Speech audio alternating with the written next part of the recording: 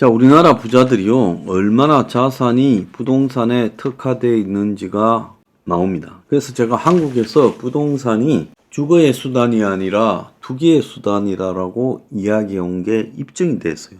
하나금융연구소가 대한민국 부자 보고서 단행본을 발간했는데 거기에 보면 한국 부자들 자산 55%가 부동산, 해외 부자들은 15%밖에 없다는 거예요, 부동산이. 그러니까 한국의 부자들은 이 부동산에 특화되어 있다는 겁니다. 그러니까 부동산이 이게 문제라는 거죠. 한국에서 매우 문제라고 저는 보고 있습니다. 또 하나의 이제 한국의 부자들의 특징은 부자들 10명 중에 6명이 부모에게 상속으로 물려받은, 그래서 부자가 되는 상속형 부자라는 거예요. 물론 40대 이하의 영리치 비중이 높았다라고 하지만은 한국에서 적어도 부동산으로 부를 쌓고 그 부를 갖다가 물려줘서 또 자식도 부자가 되는 것이 이게 입증이 됐다는 거예요. 자, 그렇기 때문에 한국의 이 부동산이 문제라는 겁니다. 어떻게 우리나라 부자가 해외 부자보다 부동산 보유 비율이 3배나 높을 수 있느냐는 거죠. 우리나라 부자의 95%가 자기 집을 보유했고 자가 외에 추가로 부동산을 보유한 비율도 절반을 훨씬 웃돌았다는 거예요. 그래서 최근 10년간 주택 가격이 40% 상승했고 부동산 펀드도 7배 이상 성장했음을 고려할 때 부동산 투자가 부를 일구는데 큰 기여를 한 것은 맞다는 겁니다. 그래서 우리나라 부자가 부동산을 선호하는 이유는 자산을 안정적으로 보존하기 위해서 장기적인 관점에서 다른 자산보다 투자 수익률이 높다는 거예요. 자, 한국 부자 137억이 평균 있어야 부자라고 하는데 10명 중에 6명이 상속 부자다. 자, 이렇게 부자들이 많은데요. 그 반대의 극단에는 76세 이상 노인 중에 2명 중에 1명이 가난하다고 합니다. 한국의 노인 빈곤율이 OECD 1위라는 거예요. 그래서 66세 이상 빈곤율이 40.4%나 된다는 거예요. 그래서 노인 집단의 소득 불평등이 엄청나게 심각하다. 또 한편으로는 빈약한 연금, 한국에서 이 연금 소득 대체율이 한국은 31.6밖에 안 된다고 합니다. 그래서 노인 빈곤율이 이게 보통 심각하지 않음이 확인됐죠. 76세 이상 노인은 빈곤율이 52%, 66세 이상 노인은 빈곤율이 40.4%. 참 암울하다고 생각을 하고 있습니다.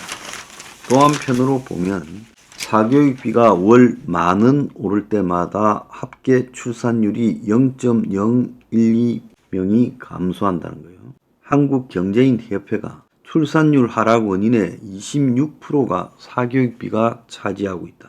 실업률, 집값 등 변수 감안해 분석을 했다는 거예요. 사교육비가 싼 전남 지역이 출산율이 높다는 겁니다. 그래서 공교육을 정상화해 사교육비를 낮춰야 된다.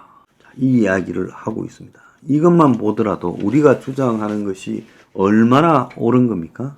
우리가 뭐라고 주장해 왔어요? 사교육 폐지해야 된다. 이것이야말로 출산율과 직결된다고 했는데 이제 정경련에서 그런 이야기를 하고 있다. 자, 부동산이 자산 투기 수단이 되고 부의 상습 수단이 된다라는 것도 입증이 됐어요. 연끌 투자 2030 세대의 가계부채가 50대 부모보다 많다는 거예요. 그래서 젊은 애들이 겁도 없이 그냥 집을 사대고 또 더 나아가서 그래서 빚을 지는 겁니다. 문정부 때 집값 급등 이후에 빚내서 아파트 구입에 뛰어들어서 이들 2030의 대출이 515조, 전체 가계빚의 28%, 경매 나온 30대의 집을 30대가 낙찰해서 산다고 합니다. 그래서 영끌 성지라고 부르는 서울 가양동 6단지 등기를 떼보니 2030 주담대가 4050보다 1억이 많았다는 거예요. 아파트 한개동 78세대를 전수조사해보니 2030 집값 급등에 3.7억 고점 매수를 했다는 거예요. 자, 서울 가양동의 6단지에 있는 한개동 78세대를 등기 전수조사했는데 해당 동은 이 아파트에서 가장 작은 면적인 15평짜리인데 명의를 구분해보니 20대가 한 세대, 30대가 19세대, 그들의 비중이 25%였다는 거예요. 전체 20세대랑 25%. 지난해 주택 소유자 중 30대 이하 비율은 11.9%였는데 이 아파트의 2030 명의자 비중은 2.1배나 더 됐다는 거예요. 그래서 이 가양 6단지 아파트를 산 청년층 부채도 확인해 보니 등기에서 30대 이하 집주인 평균 건저당이 2억 3,116만 원인데 40대는 2억 2,116만 원, 50대는 1억 3,707만 원. 그래서 1억 가량 많았다는 거예요. 그런데 청년층들은 다른 세대보다 더 많은 빚을 안고 이 아파트를 구입했는데 집값이 고점일 때 샀다는 거예요. 그래서 실제 등기상으로 보면 2017년에서 19년 이 아파트 구입자 중 30대는 35%였는데 2020년 이후 매수자 중에서 30대 이하 비중이 65%로 압도적으로 많았고 두 시기 모두 아파트 가격이 크게 올랐던 시기라는 거예요. 그러니까 2017년, 19년 올랐을 때 샀고 또 2020년 이후 올랐을 때 샀다는 거예요. 그래서 이 아파트 30대 이하가 평균 산 가격은 3억 6,700만 원으로 50대가 2억 7,800만 원 주고 산 것과 비교해 1억이나 더 주고 샀다는 거예요. 그래서 다른 세대보다 청년들이 비싼 값으로 아파트를 샀다는 거예요. 참 기가 찬 일입니다. 그래서 2030 청년 세대의 아파트 매수 비중이 올해 처음으로 40%를 넘었다. 기가 찬 일입니다. 60세 이상 순자상이 5억인데 청년의 2배라는 거예요. 그래서 청년층이 연끌 비투 때문에 부채가 증가해서 고금리를 못 버티고 이제 집을 판다는 거예요. 내가 뭐라 그랬어요? 쪽박 산다 했지요? 쪽박 차고 있어요.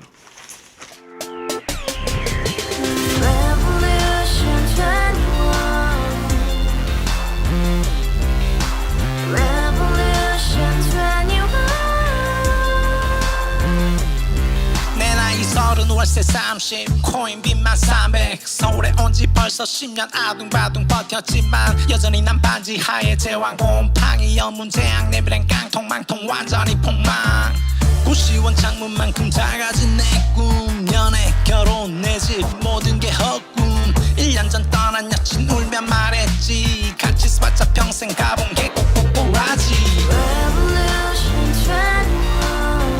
가바후스 700 나도 소유주